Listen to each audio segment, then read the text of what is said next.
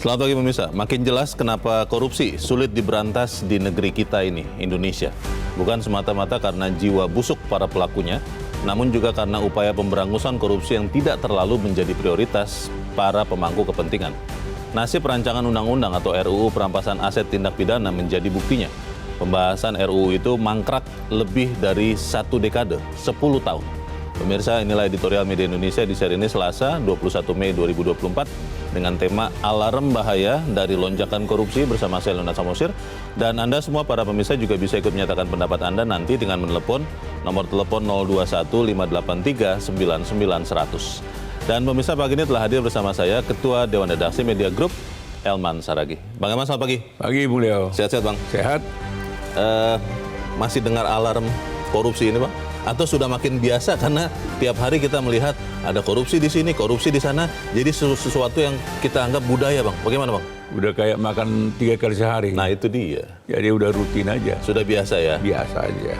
Dan itulah sepertinya anggapan masyarakat sekarang ini. Oke. Sebelum kita bahas editorial itu, Bang Elman dan pemirsa, kita lihat dulu ada beberapa berita yang diperhatikan Media Indonesia untuk hari ini. Anda bisa lihat di harian Anda, pemirsa, ini adalah headline Media Indonesia untuk hari ini. Kelola air untuk investasi perdamaian. Menarik ya, Bang ya? Air tapi untuk investasi perdamaian. Maksudnya bagaimana, Bang Elman? Ya, air kan sebetulnya segala-galanya kan. Betul. Tanpa air kan kehidupan ini juga berhenti kan. Maka itu kan air itu harus dikelola dengan baik kan. Jadi harus dipandang sebagai kebutuhan masyarakat dunia gitu ya. Kebutuhan pokok gitu. Bukan hanya Indonesia ya? Bukan hanya Indonesia. Seluruh negara. Seluruh negara. Seluruh makhluk hidup di dunia ini harus memandang air itu sangat vital gitu kan. Jadi memang air itu sebenarnya kan harus juga dijadikan jembatan perdamaian kan. Iya. Dan kita berharap sih sebetulnya, Bang, ini kan berita ini berangkat dari pelaksanaan World Water Forum ke-10 di Bali ya. Harapannya sih banyak orang yang bertanya, apa sih kira-kira hasil konkret dari World Water Forum? Apa sih manfaatnya bagi manusia keseluruhan dan khususnya untuk Indonesia? Bagaimana, Bang? Sebetulnya kan ya kita Indonesia tidak cukup banyak penyelenggara, tidak, tapi juga harus menjadi pionir. Ya. Salah satu pionirnya apa kan? Lingkungan harus dijaga. Hutan-hutan jangan dibabat lagi. Betul. Hanya untuk kepentingan tambang apa sekali itu loh. Jadi hati-hati loh. Satu ketika nanti sumber mata air itu semua akan punah kan. Iya. Dan jadinya apa? Air akan langka di Indonesia ini. Gitu. Jadi memang kan ada yang pernah bilang, Bang, siapa yang menguasai air, menguasai energi, dan menguasai sumber daya alam, itulah yang paling kuat di dunia. Itu yang juga harus dilakukan Indonesia ya, Bang ya? Harus. Supaya kemudian air ini bisa untuk investasi perdamaian. Jadi jangan hanya pinter penyelenggara event seperti ini, tapi manfaat untuk sementara lingkungan di dalam negerinya makin gersang gitu. Makin merosot ya. Lihat aja banjir-banjir. Iya. Kan? Itu harusnya juga ada. Itu kan akibat perbuatan generasi pendahulu kan. Baik. Kita harap memang betul ada dampak bagi dunia, tapi yang paling pertama-tama justru dampaknya bagi Indonesia ya, Bang? Indonesia dulu dong. Oke. Kita tinggalkan berita itu, pemirsa. Kita ke berita selanjutnya. Masih dari halaman 1, Anda bisa lihat di bagian bawah di halaman muka. Istana tidak janji akomodasi usulan pegiat anti korupsi. Ini kaitannya dengan panitia seleksi KPK ya. Maksudnya tidak janji akomodasi ini bagaimana, Bang? Ya, kita juga nggak paham maksudnya istana ini apa ya. Sebetulnya kan nggak usah bersoal jauh seperti ini. Masyarakat sebetulnya hanya satu keinginan tunggal masyarakat, yaitu bentuklah komisioner KPK yang mampu memberantas korupsi. Siapapun dia. Apakah itu masukan itu datang dari pegiat anti korupsi, dari kampus, dari masyarakat biasa, terserah. Tapi intinya pemerintah harus belajar daripada kepemimpinan KPK sekarang. So ketua KPK-nya jadi korupsi, Iya. koruptor, Ketua Komisi Pemberantas Korupsi, pelaku korupsi dan pelaku utama gitu. Iya. Nah ini Iya. jadi maksud saya istana sebetulnya dalam posisi sekarang tidak boleh ngebacot lah dan ngomong. Tidak boleh banyak bicara ya. Nggak bisa faktanya, ya kan? Efektivitasnya aja Sekarang bagaimana. kenapa pegiat anti korupsi? Kenapa para mantan pimpinan KPK keluar Iya. dari dia muncul untuk berteriak Turun gunung gitu kan? karena memang kondisinya sudah memprihatinkan. Itu yang harus dipandang oleh pemerintah. Ini ada sesuatu ini. Oke. Jadi jangan istana tidak janji. Emang masyarakat bilang emang gue pikirin loh, gitu kan? Yang penting kalau ibaratnya KPK itu kucing, terserah deh kucing apa, tapi yang pasti ada tikus lewat, jangan ada yang lolos, harus digigit, Jadi bukan harus dibunuh. Jadi bukan soal warna kucingnya, Iya, mau jenis hitam, kucing, mau iya. putih, mau apa, Mau ekor panjang, ekor mau pendek. kemana, tapi bisa menangkap tikus. Oke, baik. Kita akan bahas itu nanti lebih jauh di editorial pemirsa, dan kita ke berita selanjutnya dulu, Bang Elman, di halaman 3 di kolom politik dan hukum pemirsa. Residu pilpres jangan terbawa di pilkada. Residu pilpres ini maksudnya apanya nih persisnya, Bang Elman? Karena kalau bicara residu, konon katanya pemilu yang kemarin banyak residunya. Bagaimana, Bang? Ya kan masyarakat kan sampai hari ini kan tetap beranggapan pemilu 2024 ini kan Iya. pemilu yang paling amburadul. Ada yang pernah bilang brutal. katanya. Brutal, amburadul dalam sejarah Iya. bangsa ini kan. Iya, gitu kan. iya. Dan mestinya semua elemen masyarakat, terutama penyelenggara pilkada nanti, Iya. ya termasuk juga pemerintah, harus menjadikan pengalaman pahit pemilu 2024 yang lalu itu untuk menjadi bahan perenungan gitu ya. Supaya tidak terulang lagi. Supaya tidak terulang lagi. Apa jadinya kalau ada intervensi? Apa jadinya kalau nanti pilkada nanti Iya. ada orang-orang tertentu dia anak emaskan. Wah ini jagoannya Leo nih. Iya. Iya. Harus menang nih. Iya. Ini jagoan Elman harus menang nih. Dan segala daya gitu kan. Nah, jadi jangan muncul, ini pesanan dari langit. Ini pesanan dari sini gitu ya. Oh, emang kemungkinan di pilkada masih ada juga, Bang, seperti itu, Apa Bang? bedanya, Leo? Jadi ini jangan lagi membuat masyarakat kecewa. Oke. Karena ada teman saya yang mengatakan, udah nggak mungkin lagi lah ada intervensi, Leo, karena kan kemarin sudah mendapatkan tuh yang ditarget, sudah menang begitu. Pilkada pasti akan benar lah katanya. Belum tentu ya, Bang? Begini, Leo. Yang begitu dahsyat aja, yang nggak mungkin lolos, Lolos juga? lolos, apalagi ini. Oh, ini lebih gampang begitu ya? Ini kan skala besar. Oh. Kalau yang kemarin kan hanya satu. Iya. Ini Tiga. barangnya kabupaten kotanya sekitar 530. Iya, 500-an. Nah, belum lagi gubernurnya, Oh. provinsinya sekaligus. Nah, Iya, itu kan juga ya. satu aja sulit, Iya. apalagi banyak gitu kan. Fokus kita tersebar ya? Tersebar. Belum tentu bisa lihat semua ya. Jangan lupa di bawah meja bermain terus. Ada apa, Bang? Di bawah meja kita tidak ada apa-apa nih, Bang. Sekarang masyarakat, Iya. sebetulnya masyarakat sudah memperkirakan tidak akan jauh dari pengalaman pemilu yang lalu nih. Oh. Nah, itu. Nah, Iya, sekarang iya. pemerintah dan penyelenggara Pemilu harus membuktikan. Sebaliknya. bahwa itu tidak benar. Oke. Gitu. Kita tunggu ya berarti ya. Pilkadanya November kan, Bang ya? November. Nggak jadi September ya? Tergantung. Oke, kita harap nanti pilkada bisa berjalan dengan sebenar-benarnya sesuai dengan aturan yang ditetapkan. Kita ke editorial pemirsa dan Bang Elman. Pagi ini diberi judul Alarm Bahaya dari Lonjakan Korupsi.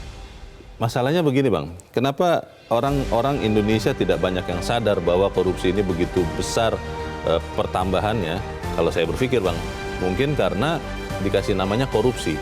Coba kalau dibilang maling begitu, jangan-jangan orang merasa, bahaya ya, rampok, begal begitu, mungkin bahaya. Tapi bagaimana, Bang? Ini alarm bahayanya masih punya kemungkinan bunyi lagi, atau ini memang alarm yang sangat keras dan terakhir, Bang Elman? Ya, kalau kita berkaca dari respon pemerintah ya, dan sama respon DPR terhadap bahaya korupsi ini, sepertinya korupsi ini akan tetap bertambah lagi. Kenapa, Bang? Ya, karena memang kan sebetulnya kan dari awal kan sudah cukup lama, lebih dari 2 dekade sebetulnya kan. 20 tahun ya? 20 tahun. Masyarakat sudah berteriak. Bagaimana caranya agar korupsi ini bisa diberantas, setidaknya berkurang. Ditekan maksimal ya. Kan, jadi hanya minimal lah ada korupsi. Nah, segala upaya kan sudah dilakukan. Ada KPK, ada kepolisian, ada kejaksaan, ada macam-macam. Ada operasi ini, operasi dulu, ada Opstip, ada apa kan. Tapi kan nggak mempan. Nah, lalu PPATK pada 2003 muncul jawaban, diperlukan undang-undang perampasan aset. Tindak pidana. Hasil korupsi harus bisa dirampas. Nah, betul. Undang-undang perampasan aset. Nah, itu kan orang menyambutnya kan bagus. Tetapi hingga hari ini nasib undang-undang itu nggak tahu di mana. Padahal setahun yang lalu, tepatnya Mei 2023, Presiden sudah mengirim surat Presiden kepada DPR untuk memulai pembahasan rancangan undang-undang ini. Jadi ya kita nggak tahu mengapa DPR-nya macet. Padahal kalau Bung Leo bayangkan ya, catatan dari ICW, kerugian negara tahun 2021 sekitar 62 triliun. 2021? Nah, 2021. 62. Kerugian negara akibat tindak pidana korupsi 62 triliun. Oke. Tapi Bung Leo tahu nggak, yang berhasil dikembalikan hanya 1 triliun. Nah, jadi yang kerugian negara 62 triliun itu kan itu yang tercatat. Iya, yang ketahuan. Yang dugaan orang itu ratusan triliun kan. Oke. Bang, pertanyaannya Bang, apakah memang kita, bangsa Indonesia, khususnya pemerintah dan DPR, yang sebagai pembuat undang-undang, memang masih mau membuat undang-undang itu? Atau jangan-jangan memang merasa bahwa ya korupsi ini adalah bagian dari budaya, kita tidak usah tolak. Kita akan bahas ya Bang Amanda dan pemirsa, nilai editorial Media Indonesia untuk hari ini Selasa 21 Mei 2024, alarm bahaya dari lonjakan korupsi.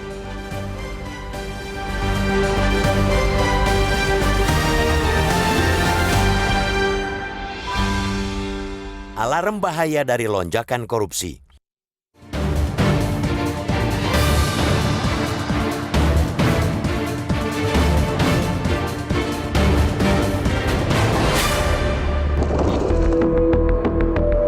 Semakin jelas mengapa korupsi sulit diberantas di negara ini, bukan semata karena jiwa busuk para pelaku, melainkan juga karena upaya pemberangusan terhadap budaya korupsi tidak terlalu menjadi prioritas dari para pemangku kepentingan.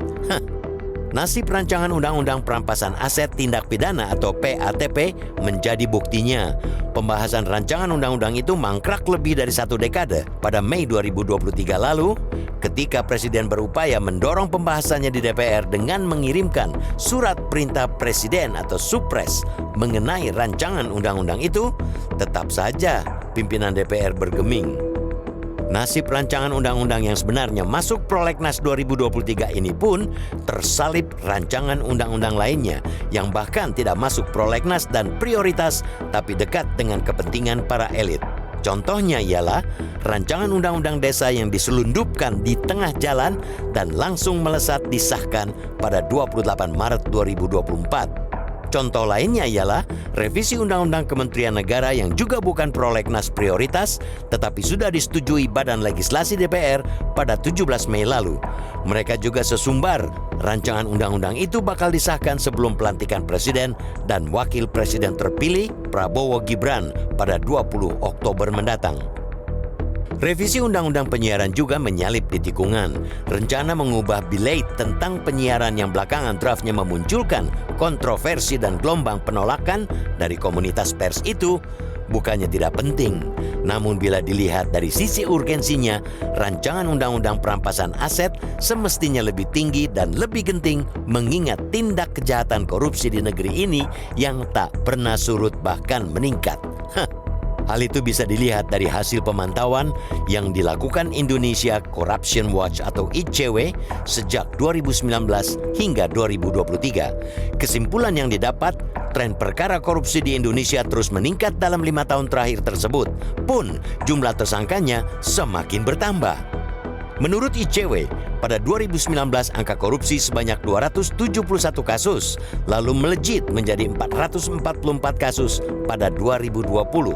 Pada 2021 naik lagi mencapai 533 kasus dan pada 2022 lalu sebanyak 579 kasus. Lalu terjadi lonjakan perkara menjadi sebanyak 791 pada 2023.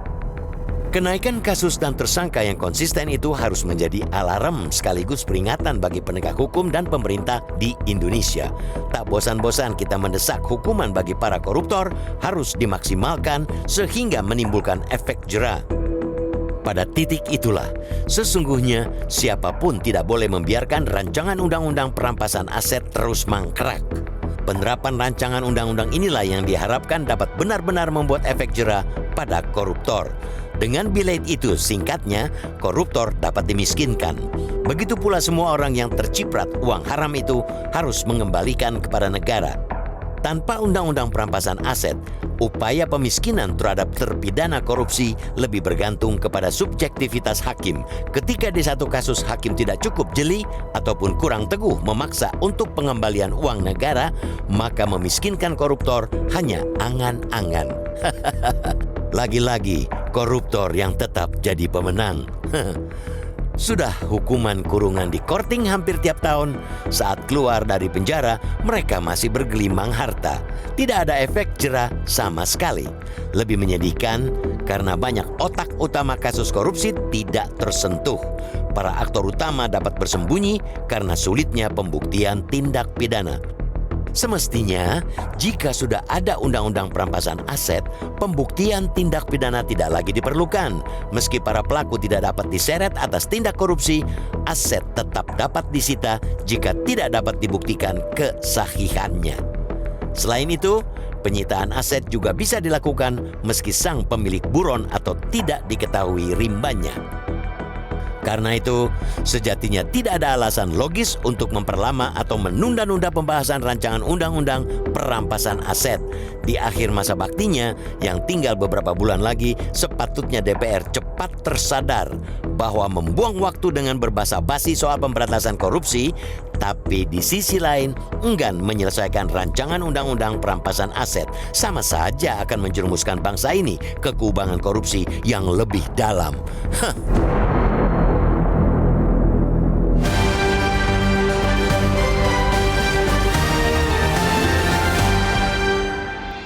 Di bagian berikut Anda bisa ikut menyatakan pendapat Anda terkait editorial pagi ini. Pemirsa, untuk saat ini tetaplah bersama kami.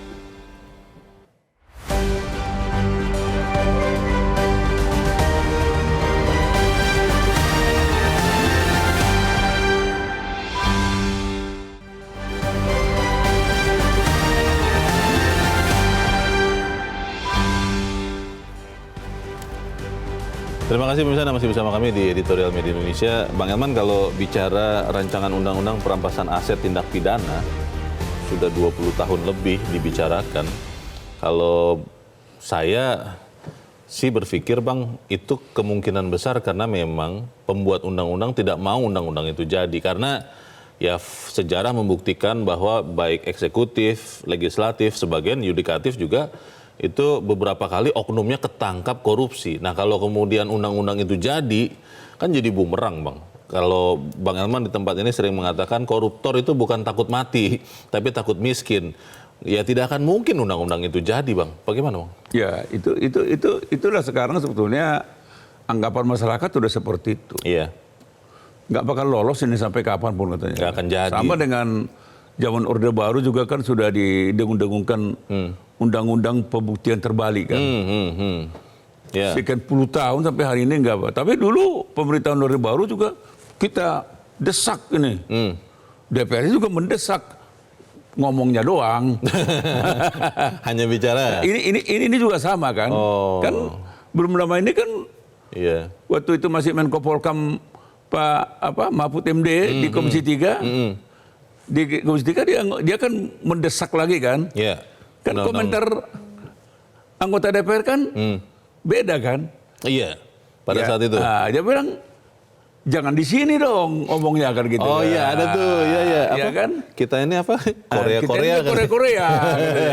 Ngomong dong sama Pimpinan. Oh, gitu. Nah, iya. sehingga memang Bung Leo, Iya. karena kan pertanyaan orang gini, mana lebih urgen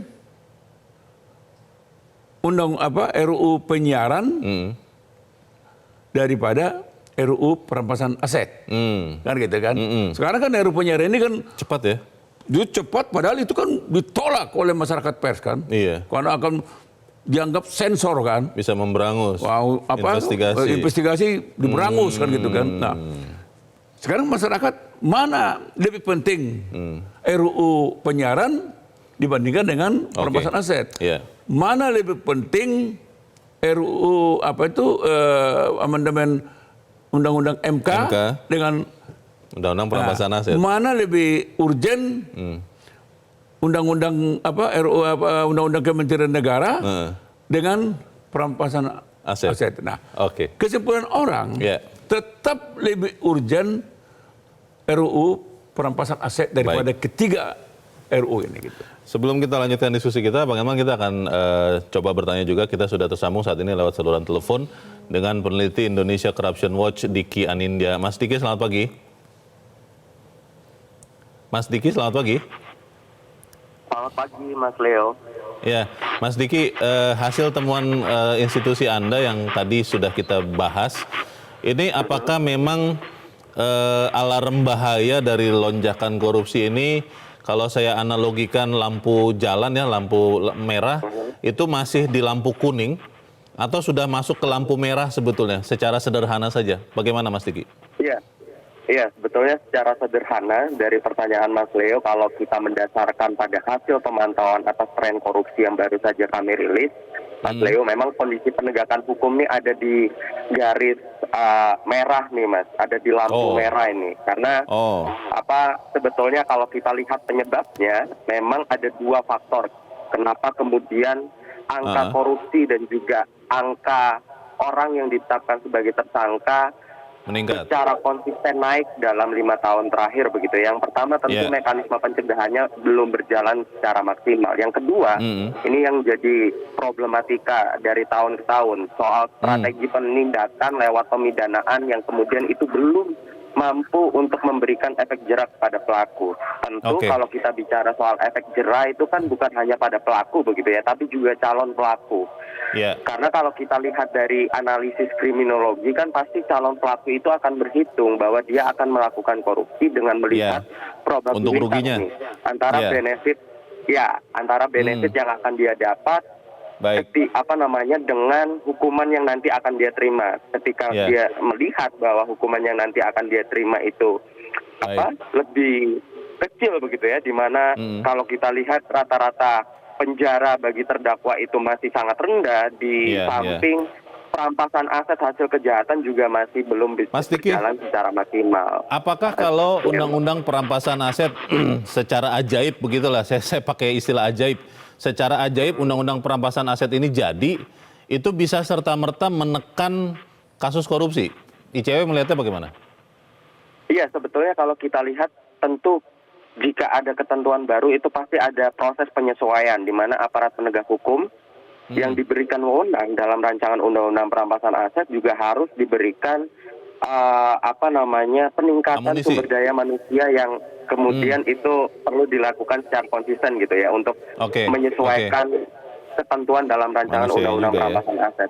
Tapi itu menjadi langkah awal sebagai stimulus yang kemudian berarti begitu ya bagi penindakan korupsi, terutama untuk merampas aset hasil kejahatan tadi yang belum Mas Diki, ini pertanyaan terakhir saya, kalau ICW melihat jurus ampuh untuk menekan begitu rupa korupsi ini apa ya? Apakah memang undang-undang perampasan aset atau ada yang lain?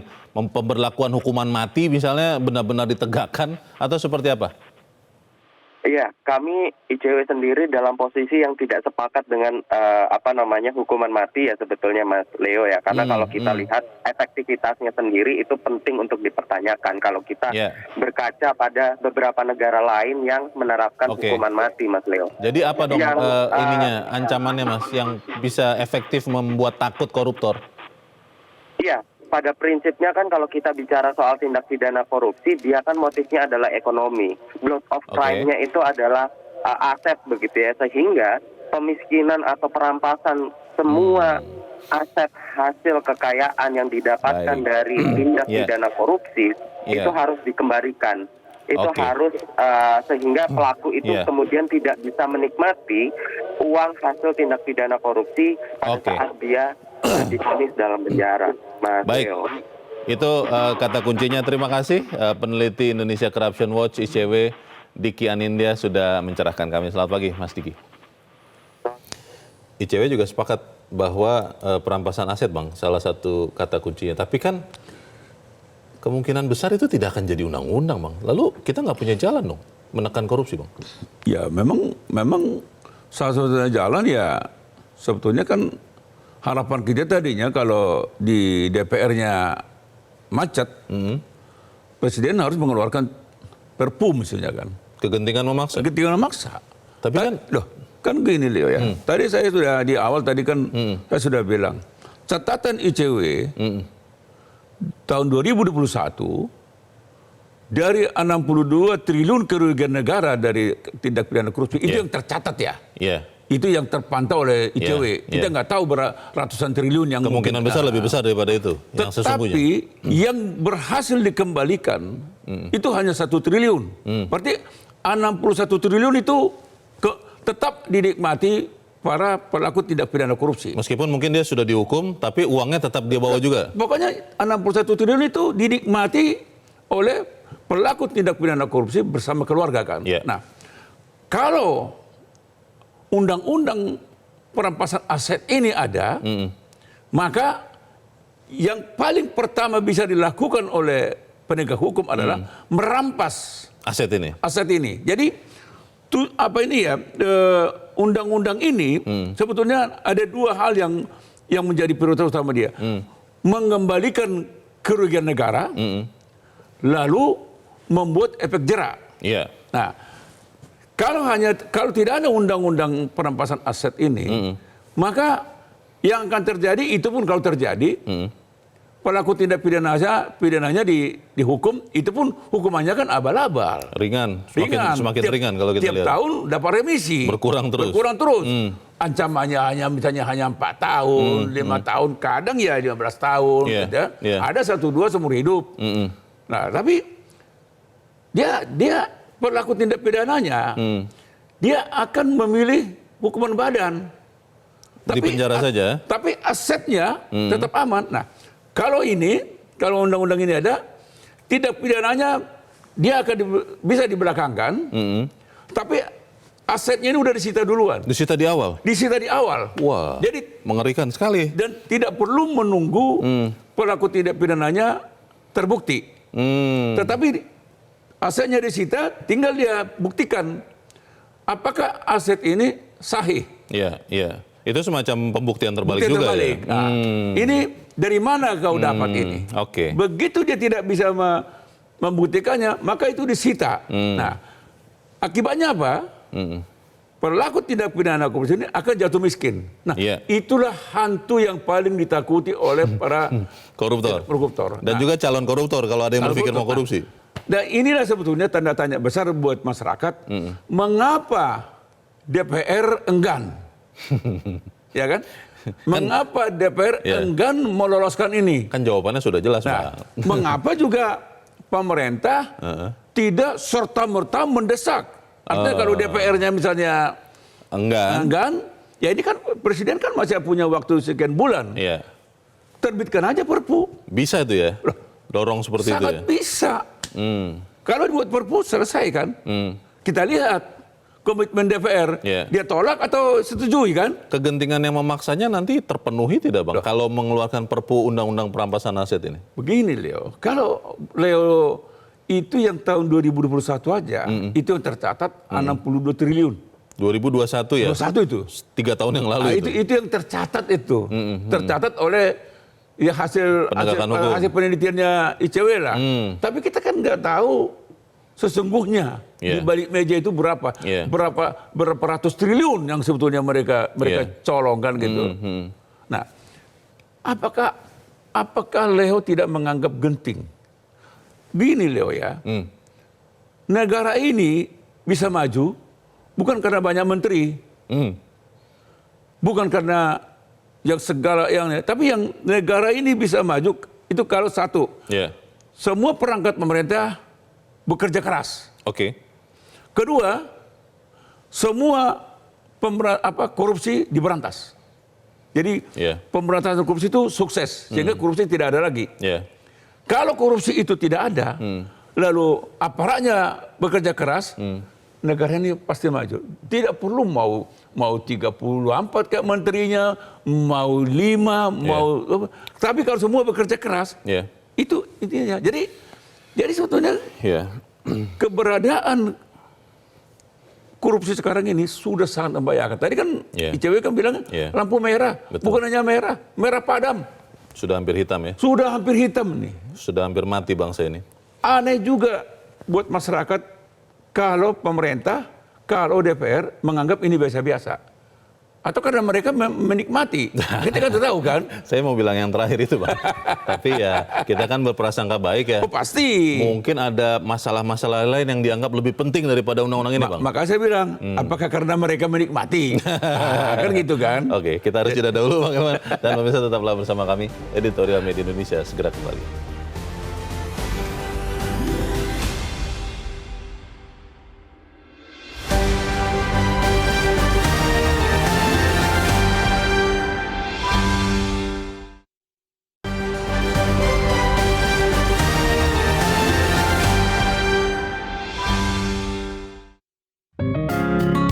Indonesia mengajak Anda untuk mengakses fitur premium e-paper. Dengan sajian konten berbasis intelektual dan meneguhkan kebangsaan, Media Indonesia tampil dengan lebih dinamis melalui e-paper Media Indonesia yang dapat Anda akses kapan saja, di mana saja. Caranya mudah, download aplikasi Media Indonesia di Android atau ketik link e-paper.mediaindonesia.com atau bisa scan QR Code pada layar kaca Anda. Klik tab e-paper di bagian samping layar tablet Anda, daftarkan data diri, serta pilih paket berlangganan e-paper Media Indonesia sesuai dengan kebutuhan Anda. Nikmati juga bonus spesial tambahan 4 halaman rubrik fokus setiap hari. Semua bisa Anda dapatkan hanya di e-paper Media Indonesia. Untuk informasi lebih lanjut, hubungi customer service di nomor 0811 1201 2018 atau kunjungi media sosial @mediaindonesia. Media Indonesia, referensi bangsa. Terima kasih Anda masih bersama kami pemirsa, dan sekarang kita akan mendengarkan juga Bang Elman pendapat dari pemirsa Metro TV.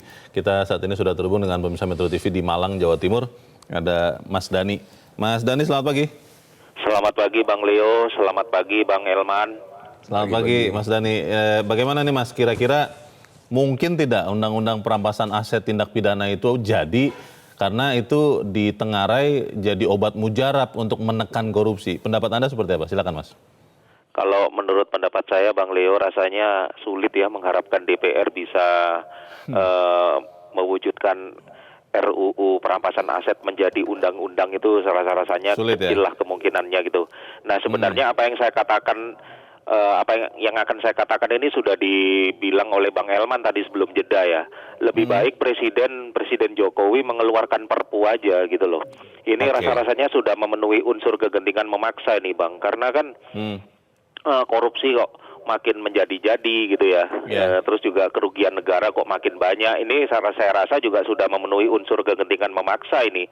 Ya, harapan saya sih Pak Jokowi menerbitkan Perpu ya, ini bisa jadi legacy yang positif untuk Pak Jokowi lah sebelum meninggalkan jabatannya gitu loh sebagai presiden gitu loh. Ya, saya harap Pak Jokowi jangan ada beban politik gitu ya. Ya, walaupun anaknya sekarang jadi wapres terpilih gitu loh. Jangan takut Pak Jokowi untuk menerbitkan Perpu perampasan aset gitu loh. Ya, soalnya DPR sendiri bulet nggak karu-karuan gini ya nggak, bulet karpe dewe gini nggak tahu. Iya gitu loh. Maunya apa gitu loh DPR. Ya udah mendingan Pak Jokowi terbitkan aja Perpu gitu. Udah habis perkara lah gitu loh. Kalau misalnya itu tidak terbit juga di sisa masa pemerintahan Pak Jokowi ini, tidak terbit juga Perpu itu, bagaimana Mas Dhani? Masih ada harapan tidak kita menekan korupsi nih? Aduh, kalau sampai kayak gitu sulit Bang Leo gitu loh. Ini satu-satunya rasanya satu-satunya harapan ya di Perpu ini, Perpu yang diterbitkan oleh Pak Jokowi ini gitu loh. Nah, karena ya jujur aja belum tentu juga nanti pemerintahan Prabowo Gibran mau menerbitkan Perpu ini gitu loh. Ya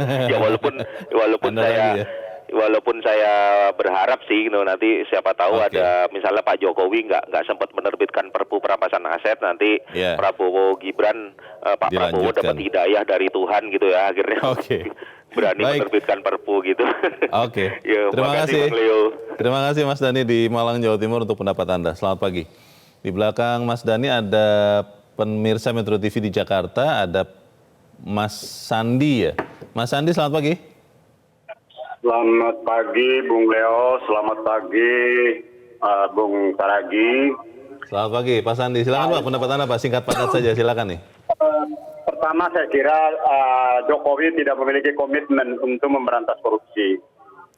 Kalau memang dia memiliki komitmen dari awal, dia manggil Jaksa Agung, dia manggil Kapolri, terakhir KPK, libat semua korupsi. Tapi sekali lagi dia tidak punya. DPR juga demikian, karena DPR itu sudah disampaikan tadi oleh bahwa memang mereka menikmati. Ini ada kasus Pak ya, saya itu lulus uji kelayakan, uji kepatutan, saya ranking 1. Saya menghadap DPR minta tolong karena 3 orang harus. Apa kata DPR, anggota DPR? Sekarang pejabat bukan karena pintar, bukan karena ranking 1, tapi untuk menjadi pejabat harus duit. Nah, poin ketiga, saya mau bilang, saya masih optimis. Saya berharap Pak Prabowo begitu pertama 100 hari terbitkan Perpu perampasan aset. Baik. Saya kira, kedua, kalau anggota DPR misalnya tidak menolak, kalau perlu Pak Prabowo deklarasi di depan media, minta tolong rakyat supaya bantu untuk meloloskan Perpu. Saya kira hanya itu Pak, tidak ada lain. Karena kita sudah rusak Pak, legislatif, eksekutif, yudikatif, semua. Ada oknumnya ya. Pada umumnya Pak, jangan bilang oknum. Terima kasih Pak Sandi di Jakarta untuk pendapat Anda. Selamat pagi. Di belakang Pak Sandi ada Pak Edward di Curup, Bengkulu. Pak Edward, selamat pagi. Selamat pagi Bung Leonard, selamat pagi Bung Hilman.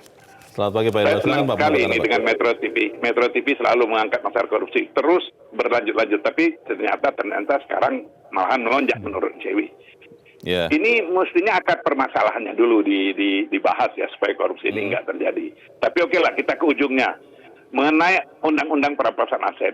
Saya ingat apa kata Bambang Pacul dalam satu wawancara. Itu tergantung ketua partai. Mereka nggak bisa apa-apa. Kan kalau baru mau berbicara kalau ketua partai, jangan. Ya nggak berarti ngomong. Itu menurut Bambang Pacul ya. Saya ingat itu ada wawancaranya di salah satu media itu. Nah, jadi sekarang itu tergantung ketua partai. Itu kedua. Jokowi selama ini kan mungkin karena petugas partai PDIP, dia mungkin Mega belum memberi sinyal. Nah sekarang dia setelah tidak lagi di PDIP, saya harap dengan desakan-desakan masyarakat yang banyak ini, terbitkan Perpu, Undang-Undang Perampasan Aset. Tapi jangan sebatas ditelusuri bahwa aset yang hasil korupsi itu agak sulit mencarinya. Seluruh aset milik dia kecuali yang merupakan hibah dan warisan. Itu disita, dimiskinkan maksud saya. Seluruh asetnya itu disita. Dimiskinkan, kecuali warisan dan hibah. Jelas-jelas ada dokumennya. Kalau yang lain-lainnya rampas, biarkan dia dimiskin. Sudah itu dihukum penjara. Jangan ditaruh di Sukamiskin. Enak kayak Hotel Bintang 5. Carikan gitu ya. satu pulau, bangunkan penjara, kumpulkan mereka di sana. Biar mereka terisolasi. Oke. Untuk efek penjeraan. Untuk efek penjeraan, kalau nggak akan jerah-jerah. Sudah itu sekarang tuh masalahnya, Ya. dari awal harus rekrutmennya yang benar. Carilah orang-orang yang berintegritas. Rekrutmennya harus benar gitulah. Sekarang nggak seperti yang disampaikan tadi. Ada orang jujur di pegawai itu dibenci oleh lingkungannya karena nggak dianggap apa ungkapannya tidak bisa diajak bekerja sama untuk korupsi. Nah ini yang masalah. Tolong ini Pak Hilman, desaklah masyarakat desak Jokowi sebagai legasinya itu dia buatkan perbu. Baik, terima kasih Pak Edward di Curug Bengkulu untuk pendapat Anda. Selamat pagi Pak. Pemirsa, ada yang ragu, ada yang yakin bahwa baik pemerintahan sekarang maupun yang akan datang akan bisa mengeluarkan Perpu ini, Bang. Bagaimana, Bang Eman? Ya, kalau kita lihat jangka lamanya pembahasan RUU ini kan, pembahasan dari mulut ke mulut sebetulnya sih. Sampai lebih dari 2 dekade. 20 tahun. 20 tahun lebih. Padahal sebetulnya kan ide awalnya ini kan dari PPATK loh. 2003. Oh. Nah, PPATK kan sudah memetakan kan. Dia kan lihat bagaimana aliran dana ini kan. Iya. Setelah korupsi dialirkan kemana. Betul. Dan disimpan rapi kan. Iya. Nah, sehingga itulah membuat PPATK menyimpulkan ini harus ada perampasan aset kan gitu kan. Karena mestinya kan kalau memang pemerintah bersama DPR memaknai bahwa akibat ulah daripada korupsi ini akan menghambat pembangunan. Yeah. Mestinya mereka sepaham dong bahwa undang-undang perampasan ini harus ada kan. Tapi kalau kita memang bicara seperti yang dikatakan Pak Edward tadi, emang kita kan masih ingat bagaimana Bambang Pacul di Komisi 3 rapat kerja tuh ya. Rapat kerja kembali mengingatkan Pak Menko Polhukam waktu itu Pak Mahfud MD, lah Pak Mahfud persoalannya tidak di pimpinan fraksi, tidak di DPR ini, tidak di Komisi 3 ini, sono, maksudnya pimpinan partai, sumber mereka itu. Nah jadi kalau mengacu kepada pernyataannya Bambang Pacul, berarti hambatan ini ada di pimpinan partai kan, parpol. Tapi tadi kan Pak Edward atau siapa ya pemirsa mengatakan kan sekarang Pak Jokowi sudah tidak di PDIP lagi, ya beranilah untuk mengeluarkan Perpu ini, katanya begitu loh Bang. Ya itu kan ini kan kita kan kalau kita pilah-pilah ya, kalau mengacu kepada pernyataan Bambang Pacul kan sumber utamanya adalah hambatannya di pimpinan parpol kan. Kalau memang masuk akal, kalau pimpinan parpol sebenarnya sepakat menugaskan anggota DPR dari fraksi masing-masing, dorong ini supaya segera ini dibahas ini. Yang lain coba kau apa dulu? Nomor 2 kan gitu kan. Pasti jadi kan. Tapi itu kan tidak ada. Nah kalau sebetulnya kalau Pak Jokowi itu kan sebetulnya kan jangan juga dianggap karena dia dianggap oleh apa itu petugas partai. Nggak ada kaitannya. Kalau memang ada niatnya, mau petugas partai mau apa urusan apa? Dia presiden kok. Baik. Kita jeda lagi Bang Eman dan bisa tetaplah bersama kami. Editorial Media Indonesia segera kembali.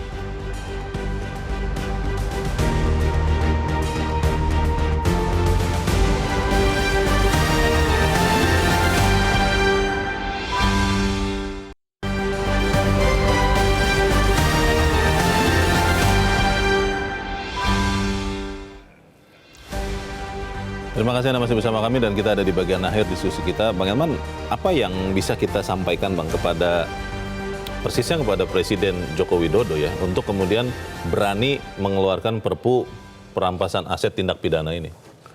Ya, begini sebetulnya kan kalau Pak Presiden Jokowi mau pundi-pundi negara ini tidak bocor terus, ya kan? Karena korupsi ini kan melubangi. Kan sebetulnya kan berapapun yang dihasilkan oleh negara ini, ya toh, mau dari nikel mau apa, kalau pundi-pundinya kas negara itu bocor APBN itu bocor, ya semua nggak ada artinya semua. Jadi, hilang aja.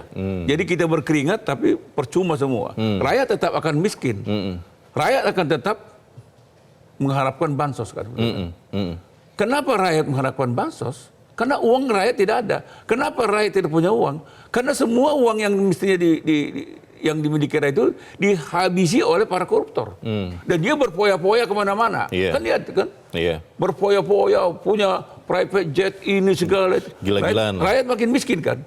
Nah, ini yang mestinya harus dipahami oleh Presiden, pemerintah bersama dengan DPR.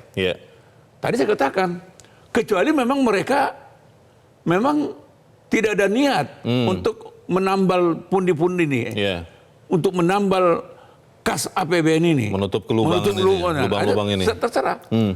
Tapi kalau itu yang terjadi, sampai kapanpun negara ini akan miskin. Sampai kapanpun nanti orang tetap mengharapkan bansos. Kenapa bansos? Karena miskin. Orang kalau kaya tidak akan mau menerima bansos. Iyalah Bang. Pasti kan? Ada harga diri juga. Oleh karena itu, saya sih tetap berharap, rakyat juga tetap berharap. Kalau Presiden Jokowi tidak serius untuk meloloskan undang-undang perampasan aset, rakyat masih berharap nanti Presiden Prabowo dan rakyat yakin Presiden Prabowo akan mampu menghasilkan RUU perampasan aset ini. Kenapa Bang? Ya, kalau kita lihat track recordnya Pak Prabowo ini kan bagus kan. Sekarang dia kan belum berkuasa kan. Betul. Dia diam aja dia. Tapi harapan rakyat sekarang presiden terpilih Prabowo ini sudah menginventarisasi hal-hal yang penting. Prioritas. Prioritasnya ya ini. Masa undang-undang penyiaran lebih prioritas daripada perampasan aset? Kan aneh. Untuk apa? Padahal undang penyiaran ini nanti untuk meniadakan investigasi. Padahal investigasi itu bisa membantu upaya pemberantasan korupsi. Investigasi itulah mahkota daripada pers. Investigasi itulah yang membuat negara ini akan makin lurus kan. Iya.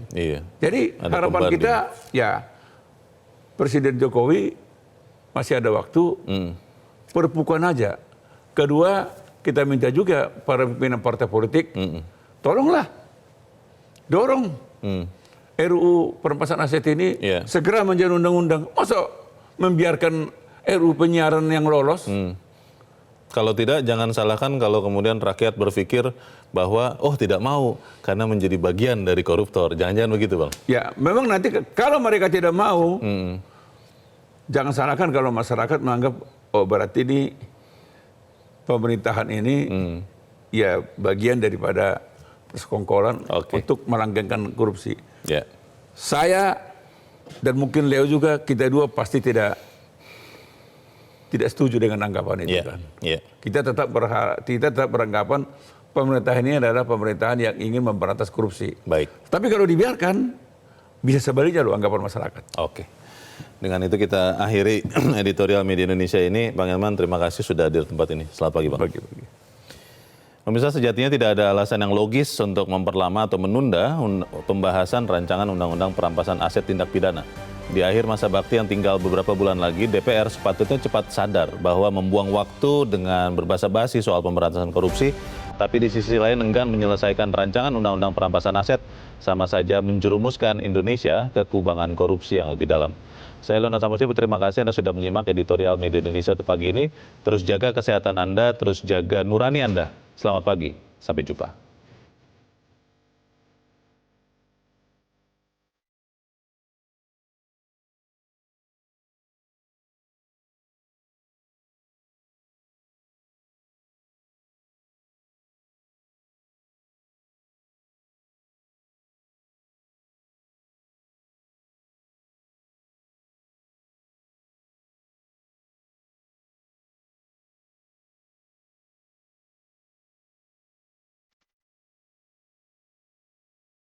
Jelajahi cara baru mendapatkan informasi. Download Metro TV Extend sekarang.